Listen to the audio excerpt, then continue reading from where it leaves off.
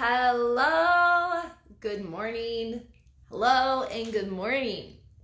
I'm coming to you live here for Going the Distance Challenge Week 2. Well, remember, it's kind of like Week 3 because that first week is our intro week, but we're talking about walking and movement. And today, before we dig into it, drop it in the comments section and let me know where you're tuning in from. Hey, Brian, good morning. If you're out on the road, be safe. Where are you going? Where are you coming from? If you're at home, where's home? Drop it in the comment section. Let me know. I always love knowing where everyone is tuning in from. I feel like this is one of the best reasons that technology is out there, is that we can all come together and we don't have to fly across the country. Today, we are talking about posture. Now, this isn't always the most exciting thing to talk about, but get ready for your mind to get blown, because everything you do revolves around your posture. How you move and how you don't move have a direct correlation to your posture, and your posture is an adaptation to your environment over time. However it is you spend the majority of your day is how your body is going to spend the majority of its day. So if you're like on the windowsill or on the side of your door with like your arm and your shoulder jacked up and your hips kinked for 1, 2, 3, 4, 5, 6, 7, 8 hours times how many days, how many months, how many years, you better believe your body's gonna be pretty jacked up. Or pushing a pedal. I don't care if it's a clutch, I don't care if it's the gas pedal, I don't care if it's the brake, whatever it is, your hip is gonna be pretty jacked up. If we sit with slumped shoulders, technology, I just watched 2 young girls walk by my front window yesterday, and they looked like, age is so deceiving though, you know, but late teens and not on a phone. But you would have guessed that they were head down on a phone, or an 80-year-old little woman sunken down with rounded shoulders and a hunchback. This is not how our bodies are designed. And today I want to talk about a couple of things. I want to talk about 1, your feet, 2, good posture, and 3, walking, and what we call gait or ergonomics, like how our body moves and how it should be moving. So these are a couple little hacks that you can implement into your day. So this isn't about exercise, this is about you functioning optimally in your everyday life. And you can apply these to exercise, but here's where the pickle we get in, and then we're gonna dive into it. If you are exercising and nobody teaches you proper posture and body mechanics, you are taking those issues, those learned behaviors, that side slump in the driver's seat, that rounded shoulders and head down with the cell phone or whatever it is, you're taking those movements into your exercise. I've seen this over and over and over again with all the people I've worked with over the years. It's like everybody wants to skip this stuff, and then they wonder why the exercises hurt, or they're not working, or they still have the same problems, or now they have worse problems, which that's a whole nother can of worms. But posture is everything. Your body's blueprint is everything, and that's what we're gonna dive into today. Let's get started. If you're just tuning in, type the word live down in the comment section. Let me know you're here. I know you're there. If you're watching the replay, type the word replay. We're talking about posture first, and we're gonna start with the feet. So when we think about posture, when we think about how our body is supposed to be designed, it's pretty basic. So if I'm standing, and I just kind of give my body a little bit of a shake, bounce, whatever, don't think about it, and then stop my body and freeze in time, and I look down, I'm gonna get a pretty good blueprint of how I normally am. So, and then I stop, my left foot turns out, I can feel my shoulders slightly rounded forward, and my weight on my feet is a little off-centered. It's a little bit more to the left heel and all centered on the right foot. So first things first today, I want you to give your body a little shake, a little movement, and notice. Observe your posture. Awareness breeds awareness. So if you want to change anything in your life, be it your physical body, your choices, your mental state, your relationships, you can't change something that you are clueless about. So pay attention to your body. Just scan. Notice your feet. Look at them. Oh, my left foot's turned out. I should turn it forward. Oh, I tend to lean more onto my left hip than my right hip. Oh, now that feels wrong. It feels wrong because you're not used to doing it, okay? So if this is you, or this is you, or this is you, or this is you, okay? Lots of different body postures. Or maybe you always walk with one arm bent, okay? You've trained your fascia, you've trained your tissue to stay in this position. I see this a lot with moms because they've been carrying things. Or you have your arm leaning on the door all the time, and now your elbow's just kind of like, oh, why am I carrying my arm around like this? Let's bring it back to center. So this is where center is. This is where your body's blueprint is. Step one, my feet should be pointing forward. If you have knee pain, if you have hip pain, if you have shoulder pain, it could be your feet, because the body follows the fit pattern of the foot, especially the knees and the hips. So turn your feet forward. Width-wise, this is actually not the width of your hips, okay? It's actually much more narrow, but just have a comfortable stride. I'm not going to be picky about that. So my feet are forward, okay? I have bare feet on. If you're doing this with your shoes, do it also with your shoes off, because a shoe can be a little misguiding. And then look to see if one foot is further forward than the other. This happens a lot. This might be a sign that you have a pelvic issue, a little misalignment. Chiropractors do great for that. And then, of course, the right type of stretching and alignment exercises. But if you have a foot that tends to go forward, readjust that. And then notice, okay? Here's the language I don't want you to have in your head. This hurts. This feels wrong. I don't like this. Because that's not what's going on. What's going on is this is how your body is supposed to be. It just hasn't been for a long time. This is new. My body is starting to utilize itself in a new and different way. So make sure that communication internally is not, this is wrong, this is bad, this hurts, I don't like this. And again, like I said, I have a little bit of a turnout at my left foot, so this feels a little weird for me. I always have to pay attention to that. Okay, so as we move up, the direction of our toes is the direction of our knees. Most people then do something wonky with their legs. They internally rotate, they externally rotate, and we want to try to have those legs as happy and relaxed as possible. And if you look at your ankles, we want to have that ankle nice and happy on both sides. So if you're saying to me now, Hope, I have flat feet, or I have high arches, I want you to know that that is usually an adaptation over time. Your tissues have adapted somehow. So remember how we talked about this guy? Walking around barefoot? That's going to help stimulate those tissues, help work the bottoms of your feet. I've worked with people with plantar fasciitis to the point they're sleeping with braces, gone. I've worked with people that have claimed they have flat feet, now have some arch and some support in the bottoms of their feet. I worked with people that have had overly high arches and super sensitive feet, no longer an issue. Why? Because they started doing the work. This is it. Okay. So we're going from our feet up to our pelvis now. So when it comes to our pelvis, for many of us, we're sitting all day long. This is all of you. I want you to listen really carefully. We're sitting, okay, all day long.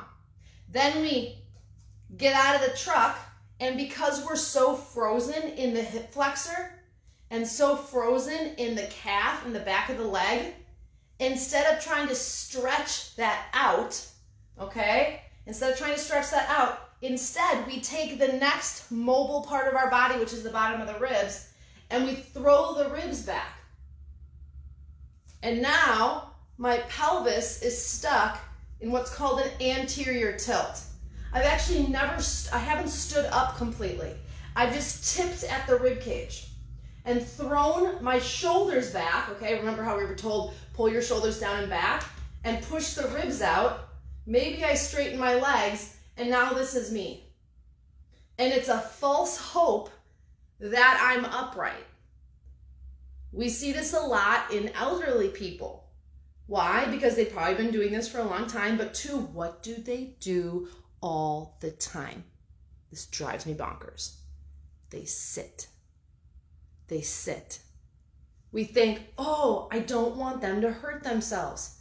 So then they never get up out of the wheelchair. I used to work in a assisted living teaching yoga, and they actually booted me out because I wanted these people to move their bodies. The physical therapists were pissed at me because I was getting these people to do things that they were normally not doing. True story. I know that's not every physical therapist, but mind blown, that was the experience. We have to get up out of our chair. Okay, so if this is you, you get up out of the driver's seat and you're locked up, we have to extend the leg back, okay? We have to stretch, open this part of our body here.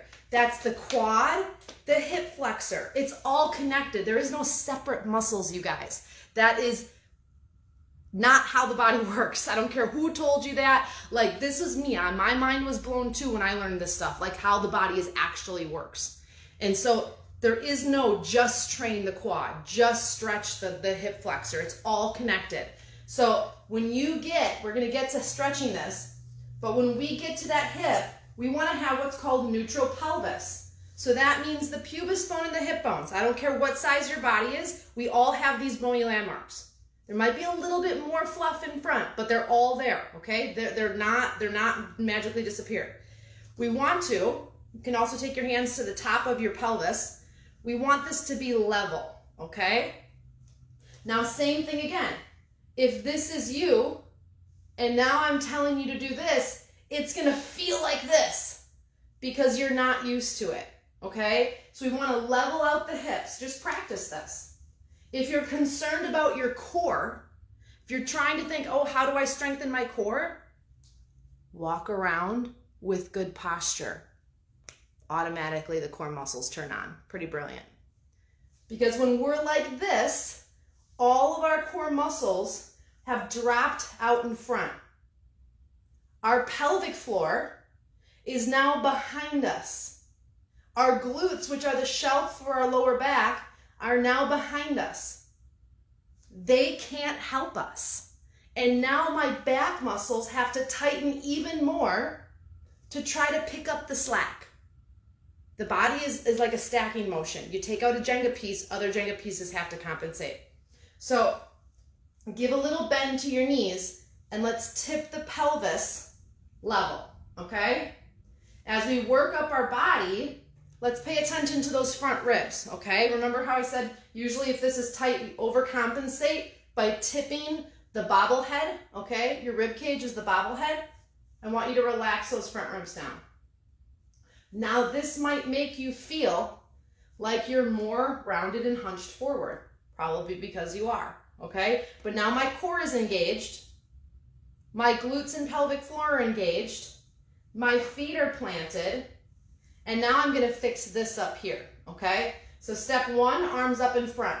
Step two, don't bend the elbows, but plug the shoulders back. Do you see that? I'm not gonna push my ribs out. I'm just gonna plug my shoulders back. What a difference. Now my upper back is engaged. Step three, you're gonna break the stick. Grab the imaginary stick and fight against it and break it, okay? So that's here. I'm gonna plug back and I'm gonna break the stick. Once I break the stick, I'm gonna drop my arms down. Now, last but not least, The head thing, it's so hard. Take your 2 fingers, chin is level, and just slide it back. Ideally, you want the ear. But if you've been training your body for 30, 40, 50, 60, 70, I don't know how many years, to be a certain way, this all is not going to organize itself overnight. Not even over 2 nights. Maybe not even over a month. But over time, when implemented correctly, this is going to make a big difference. So I want you to, first things first, when it comes to posture, pick one thing. Is it my feet pointing forward and paying attention to them being even in the weight on both sides? Is it my pelvis I'm going to pay attention to?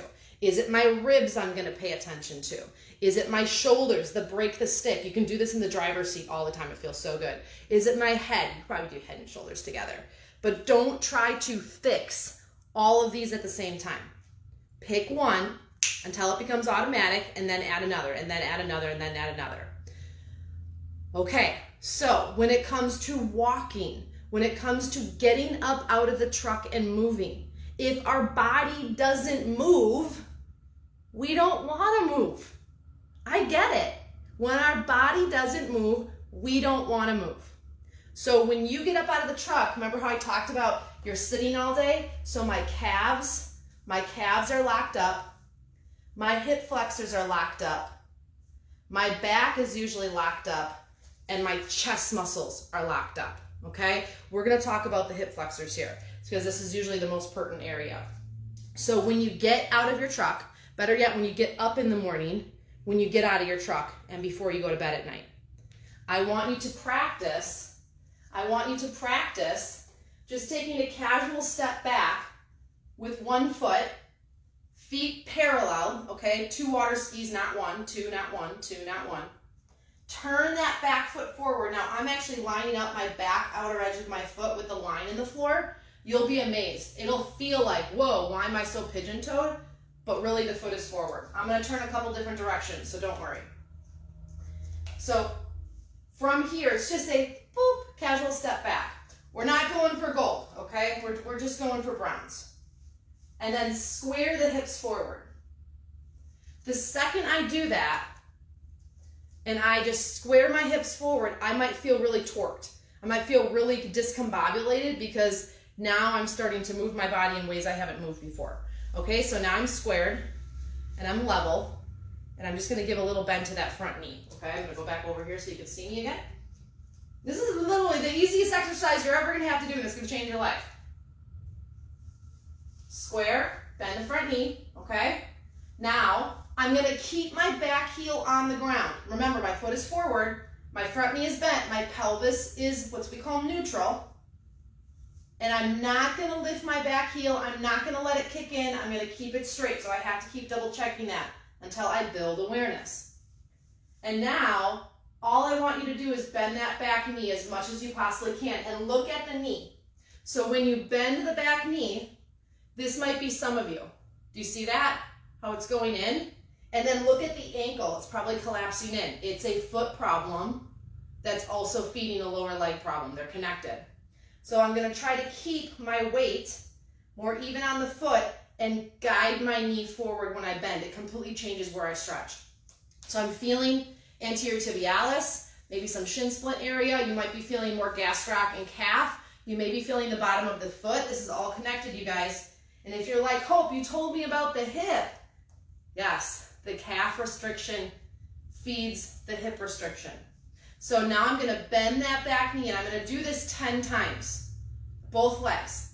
This also creates a hydraulic pump to pump blood flow back up to the heart. So if you're concerned about cardiovascular health, heart health, when you're sitting all day, your calves lock up, and that hydraulic pump that's built into your calf muscle for your circulatory system and your lymph, all of that doesn't work.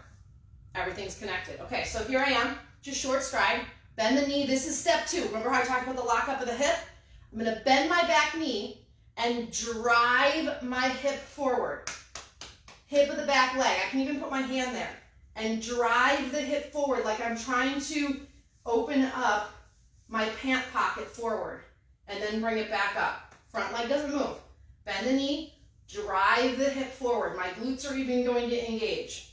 And I'm going to do this, I can even add my arms as drivers. Now my core is engaged. You're going to feel a little earthquake. So welcome to a much more functional version of sit-ups. So I'm bending my back knee, foot staying forward, knees going forward, hips drive forward, and arms extend up or arms stay at the hips. And I'm going to do this, I call this functional calf stretch with an extension, not very fancy, but that's what it is. I'm going to open up the calf, the quad, the hip flexor, the psoas, which goes through the back, the calf and the foot, this whole lower body that gets so janked up from sitting, from pushing, okay, from leaning. This all gets all wonked up, and then we're like, why does it hurt to walk? Why does it hurt to sleep? Why does this hip always hurt when I do whatever? Like, now I can't do blank. We have to go back, okay? We have to go back to the basics and start learning good posture and good mechanics. So pay attention to your posture today. Anytime you're standing or sitting, what does my lower back look like when I'm sitting? Am I leaning onto one hip, even if it's just really subtle? How are my shoulders? Okay, remember, plug back, break the stick. Plug back, break the stick. Head back. I was just talking with my husband yesterday, and I'm like, look at your head. He's all tight and strained here. And like his neck muscles are so extended, and now it's like that pain in the middle of the shoulder blades. It's not the middle of the shoulder blades' fault. It's this. I could go on, and I don't want to, but it's already 9:20. Okay, so homework. Posture. That functional stretch for the hip, the calf, and also do a little core extension, okay? And then number 3 is pay attention to your walk. I love, love, love that so many of you are getting out and getting walking. It's free, you guys, like free. And it's the best exercise that you can do, okay? So when you're walking, pay attention that your leg actually extends back, that you're not walking with your legs only in front of you or directly under you. So there should be an extension. I'll walk by. There should be an extension in the hip that happens when you walk. That's stretching this. That's stretching this. And then you're using your core muscles and you're using your glute muscles. So practice keeping your pelvis more upright and extending the leg back when you walk. It's like you're pulling the pavement, pulling it back when you're walking. Practice upright posture when you're walking. This might feel a little discombobulated at first, but you are learning new things. And anytime we learn new things, we are creating a new hardware program for our brain so that our words, our thoughts, and our actions start to follow new patterns. All right, now the real work begins. Practice posture, practice extension work, and get out and get your 15 minutes of movement in on purpose. All the other stuff is bonus, all those little in-between stuff, I want you to be doing that, but on purpose 15 minutes, no excuses. If you go to bed and you're like, oh crap, get up and do the 15 minutes. Yes, get up and do it. And then drop it in the comments or post it in the group. Let us know that you got up and moved, and let me know what you think about the posture stuff. I'd love to know where you're at, where your biggest pain points are, so that I know where I can zero in more and help you. All right, guys, peace out. Have a great day. Bye. Don't forget, watch Mother Trucker Yoga's page for Wellness Wednesday. Bye.